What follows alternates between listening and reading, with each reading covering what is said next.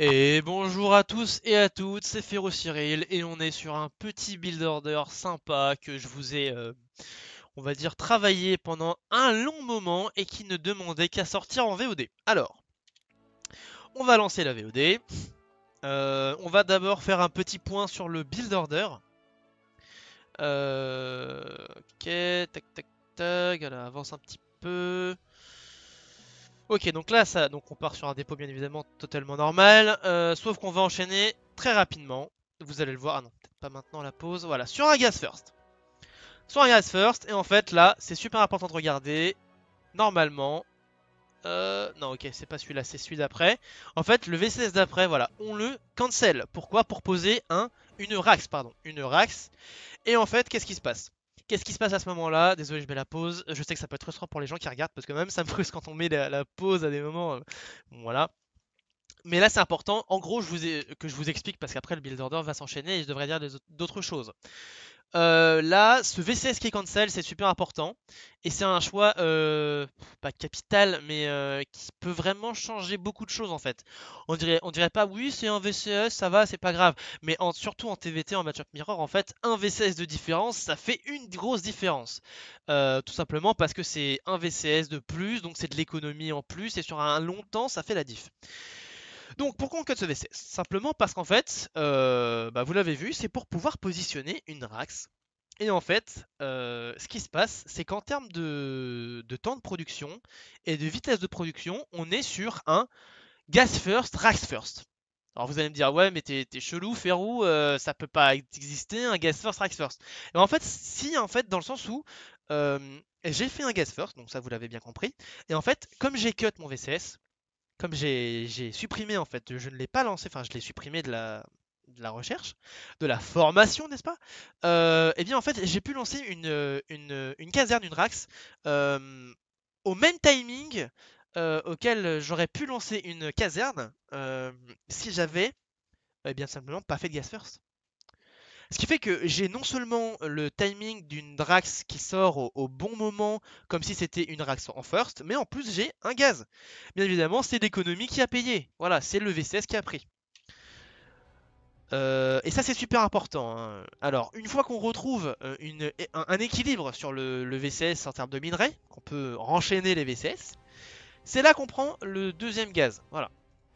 Vous l'avez vu, hein, là, je peux enchaîner les VCS même en prenant mon autre gaz, donc ça va le faire. Du coup, la suite, ça va être quoi? Ça va être de faire des marines. Et on ne va pas faire d'addon, on ne va absolument pas faire d'addon tout de suite. L'objectif, c'est premièrement de partir sur du marine. Pourquoi partir sur du marine et peut-être pas du Reaper ou quoi? Simplement parce qu'on a besoin de gaz, déjà parce qu'on en prend très rapidement dans la game, hein, voilà, hein, vous avez dû vous en rendre compte. Mais en plus de ça, parce qu'en fait, le Reaper ne se mariera pas forcément bien avec la composition d'armée que je vais essayer d'envoyer. Voilà, là c'est pareil, la factory passe en premier, il y a un petit cut, un micro cut sur le CC.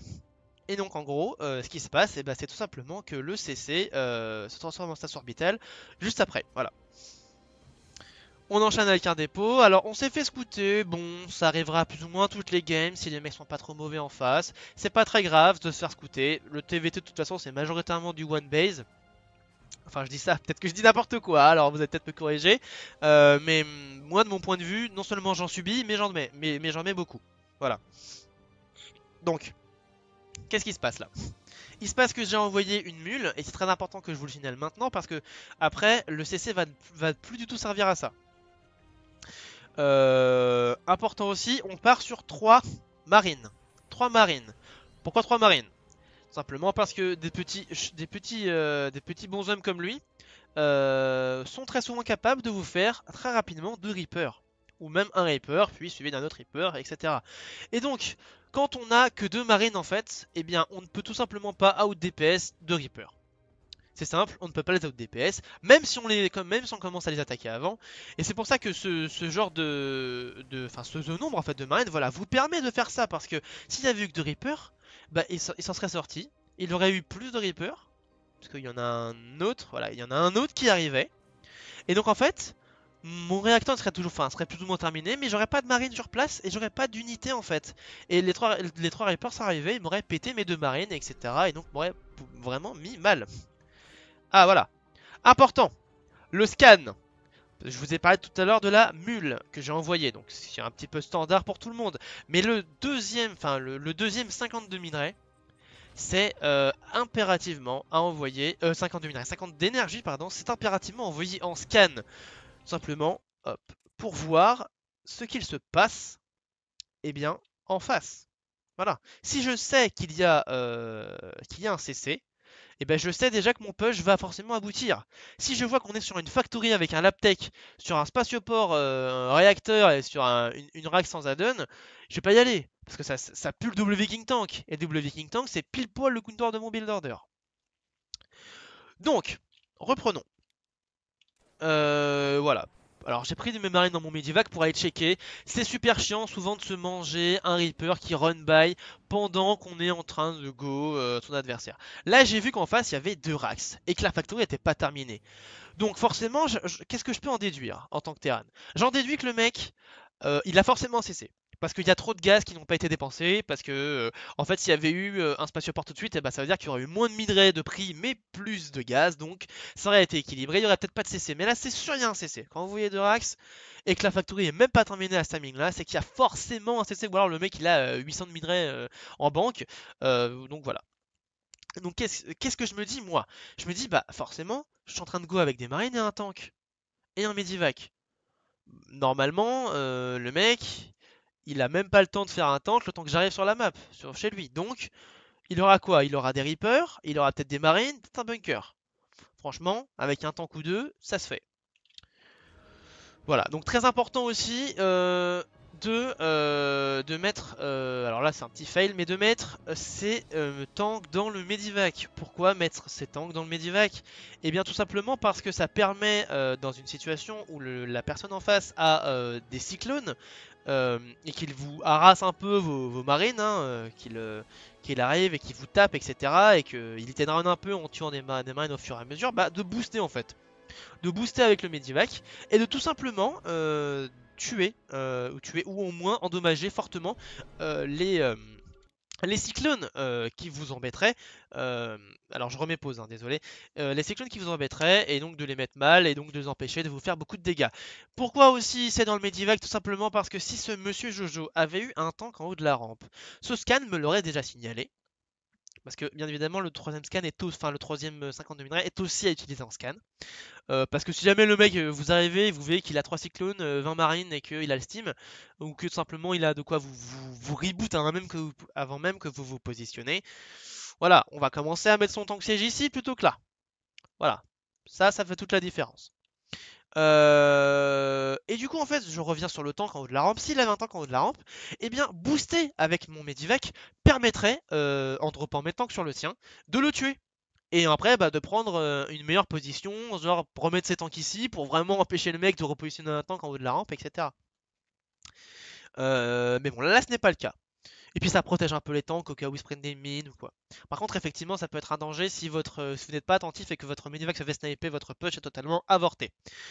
Deuxième chose, et ça c'est super important, et j'ai mis un marine en premier quand je remontais la rampe. Pourquoi? Tout simplement parce qu'il y a très souvent des mines en haut, en haut des rampes et que le dégât de zone ou simplement une mine peut vous tuer votre viking qui en général en acclic est plus rapide que les autres unités au sol telles les marines. Et que le viking se fait one shot par la mine. Donc comme il se fait one shot par la mine, si je dis pas de conneries. On me dirait que ça a plus d'HP que ça, ouais. Ouais, c'est un peu menteur, hein, les. Ouais, 150, ouais, ok. Du coup, le Medivac ne se fait pas one shot, mais il lui reste très peu de points de vie. Et il reste plus qu'un shot de cyclone pour qu'il meure. Et si et si ça se passe vite, vous avez même pas le temps de réagir et donc vous perdez encore votre Medivac. Donc voilà, le man est là pour prendre les shots. C'est un petit move. Allez, on serait sur Wings of Liberty, j'aurais dit c'est un petit move à la coréenne, mais maintenant c'est un petit move standard. Hein, tout le monde le fait dans plus ou moins toutes les situations. Quand on est en terrain, on envoie un marine en premier pour prendre les coups, etc. Voilà, donc là je constate qu'il y a un bunker, qu'il n'y a pas des masses d'unités. Alors bon, là il les a mis dans la main, mais voilà. Je positionne mes tanks de manière à vraiment, voilà, très proche, hein, très proche. C'est important d'être assez proche pour pouvoir tout simplement, hop, voilà, pouvoir en fait shotter les VCS. Parce que si on est à la portée du bunker, mais que là en fait il peut temporiser vraiment trop longtemps, et c'est très ennuyeux. Je vous en ai pas parlé, mais bien évidemment le follow-up c'est Marine Tank Viking. Marine Tank Viking, très important, hein. Les Vikings vous donneront la supériorité aérienne. Pareil, je vais vous embêter, mais voilà, on remet la pause. Dans cette situation, ça fait un peu code de la route, mais dans cette situation, j'ai un siège. Réponse A, je resiège. Réponse B, je continue d'attaquer en restant un siège. Réponse C, je me barre parce que je pense que je n'ai pas assez de DPS pour battre cette armée. Et bien la bonne réponse, c'est la réponse B. Voilà, enfin, de mon point de vue, après ça peut se confronter à une autre réplique qui serait: oui mais Ferrou Cyril, si tu restes ton tank, tu auras plus de dégâts de zone et du coup tu pourras plus tuer des VCS qui sont pas un DPS énorme mais qui eux par contre sont une forme de tanking assez importante. Et je serais d'accord avec lui, je serais totalement d'accord avec lui, sauf que le tank siège, c'est aussi une forme de dégâts contre vous-même, puisque je vous ai expliqué que les marines sont le corps des... Enfin, pas le corps DPS, mais le corps tank de l'armée. Ils sont là pour DPS, bien sûr, parce que le marine, ça a quand même un DPS plutôt pas mauvais, hein, c'est pas dégueulasse comme DPS. Mais surtout, en fait, ça tank énormément, ce qui est un peu paradoxal, parce qu'on est avec des tanks, mais bon, voilà, ça tank pour les tanks. Et du coup, s'ils se prennent des shots de tank dans la tronche, à cause des VCS qui collent vos marines, bah en fait ça pose problème. Du coup, je vous conseille alors là je me fais pris de court. Bien évidemment que si j'avais le temps de positionner mon tank ici, de spread mes marines, je voudrais pas dire la même chose. Mais là il m'a pris de court. Il a go d'un coup au moment où j'étais une siège. Donc restez une siège. Je vous conseille. Après, ça reste un conseil. C'est pas, je suis pas genre top coréen et je vous dis que c'est forcément la meilleure solution. Je vous conseille de rester en siège. De même, le Viking. Le Viking qui est une unité qui à la base est présente pour vous permettre en fait de comment dire, de vous donner la vision et de vous donner le support aérien nécessaire pour battre votre adversaire sur l'aérien. Pour garder la vision avec les tanks et donc harass, etc. Vous repositionner, etc. Dans ce genre de situation, il est bien évidemment impératif, et ça peut totalement faire la game, de le baisser. Bon là ça fera pas la game, mais ça peut faire la game si vous le baissez. Déjà parce que en règle générale, les counters c'est à base de cyclones, hein, parce que les tanks on les déloge rarement avec des marines. En début de game en tout cas, hein, on va surtout les déloger avec des tanks, avec des libérateurs ou avec ou tout simplement des vikings aussi. Donc si vous baissez votre viking, vous aurez encore plus d'unités au sol pour tanker, etc. Voilà. Donc là je vous laisse regarder la fight qui n'avait pas déjà très l'air l'air très équitable. Elle a remarqué, hein, et j'ai plus de dégâts de zone. Qu'est-ce que je fais? Je resiège un nouveau tank de manière à ce qu'il me reste de dégâts de zone. Mais le tank en question qui était là bah, simplement n'était pas en mode siège parce que sinon il n'aurait pas pu DPS, etc. Et d'ailleurs mauvais move de ma part. Je vous ai vanté le Medivac pour pouvoir micro, etc. Mais en fait là j'aurais totalement pu pick up mon tank est le sauvé, voilà. Le Medivac, hein, quand même, qui reste une unité super importante parce qu'elle heal pendant la fight, elle heal si vous prenez des coups de tank. Donc c'est assez intéressant d'avoir un Medivac en premier, hein, voilà. Si je voulais, oui, il me semble que je l'ai dit, mais si jamais je l'ai pas dit, sachez-le, le Medivac c'est vraiment intéressant parce qu'en fait on pourrait se dire ouais mais Ferrou, moi je préfère partir sur du Viking first parce qu'après j'ai vraiment plus le contrôle aérien et du coup ça me permet de faire un libérateur pour anticiper un potentiel tank et tuer le tank, etc. Je suis d'accord avec vous. Sur ce point de vue, je suis totalement d'accord avec vous. Mais en même temps, le Medivac, c'est une police d'assurance qui vous permet de vous dire que quoi qu'il se passe, même si vous êtes counter et qu'il vous reste de l'armée, vous pouvez toujours multitasker l'adversaire et l'empêcher de trop s'expandre. Voilà. Et de le forcer en fait à rester défensif et pas à vous counter. Et ça quand même, c'est plutôt intéressant. Après voilà, il y a deux écoles. Je dis pas que l'école de celui qui fait le Viking First est nulle, elle est peut-être limite meilleure dans plein de cas. Mais voilà, je préfère quand même. C'est marrant hein, parce que c'est un all-in, mais je préfère rester safe dans l'all-in, vous voyez. Pas non plus trop commit sur trop de choses. Parce qu'après, parce qu'après c'est vraiment du jet de dés, quoi, du gamble et bon, le Medivac vous servira quand même plus. Voilà, mince. Tac.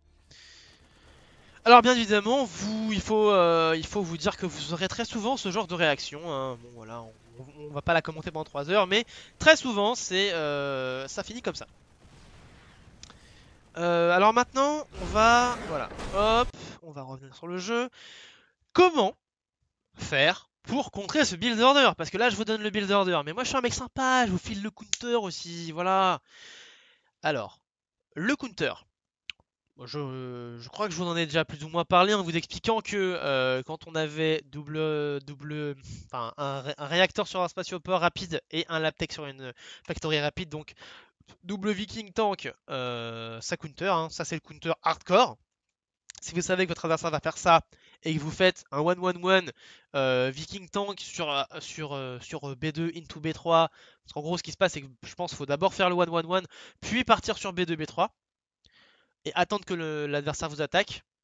Et du coup, bah, c'est défensif. Et en fait, vous avez un tank, deux tanks bien positionnés avec des vikings.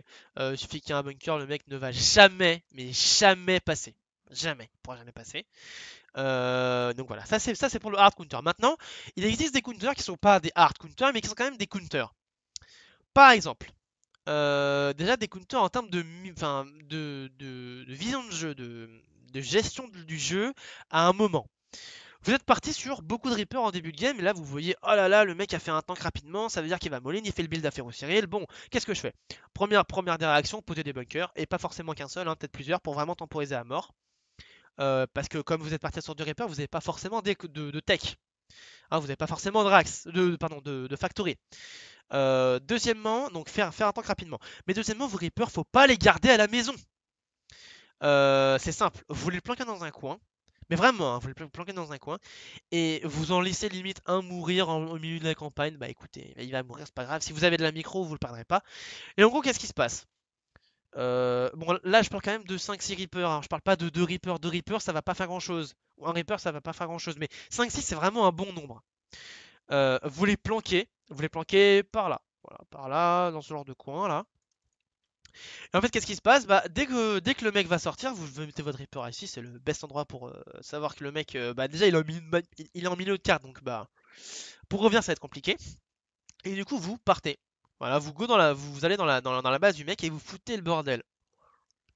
Et en gros, qu'est-ce qui se passe? Plus vous allez temporiser, ou en tout cas foutre le bordel dans sa base, bah moins chez vous, vous allez prendre charge déjà parce que vous allez prendre de la PM à votre adversaire. Et qu'en plus de ça, si vous le prenez de l'écho, sa reprod, bah elle va pas arriver, hein. Et puis vous pouvez même tuer sa reprod avec vos reapers si vos micros est bien. Je sais pas si c'est une micro, enfin je sais pas si ça peut se verbaliser. Mais néanmoins, si vous avez une bonne micro, vous pouvez vraiment faire beaucoup de choses. Voilà.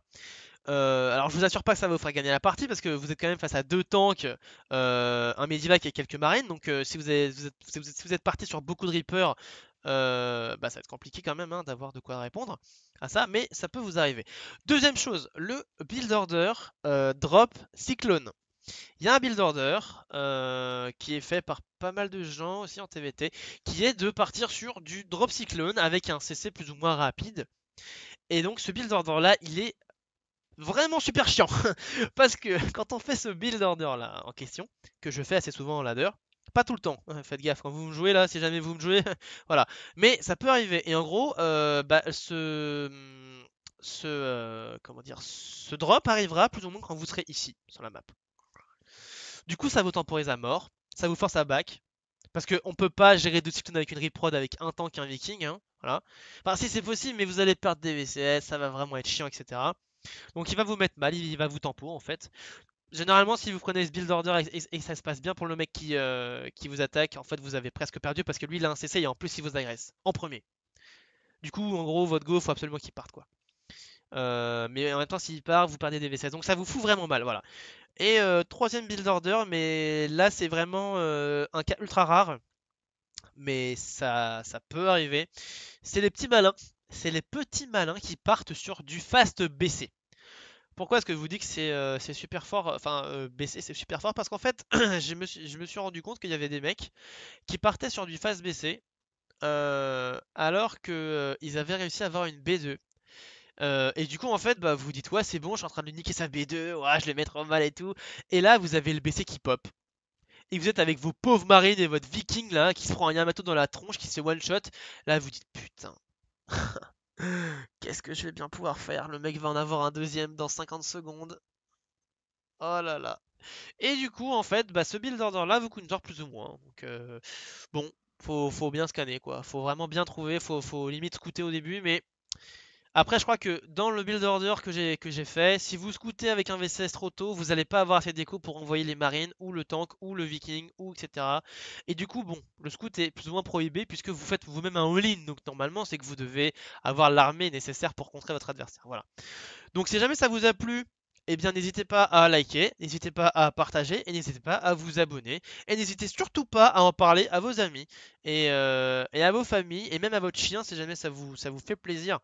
Ou à vos chats, mais les chats c'est un peu des biatchs, ils aiment pas trop voilà, discuter avec les humains. Donc voilà.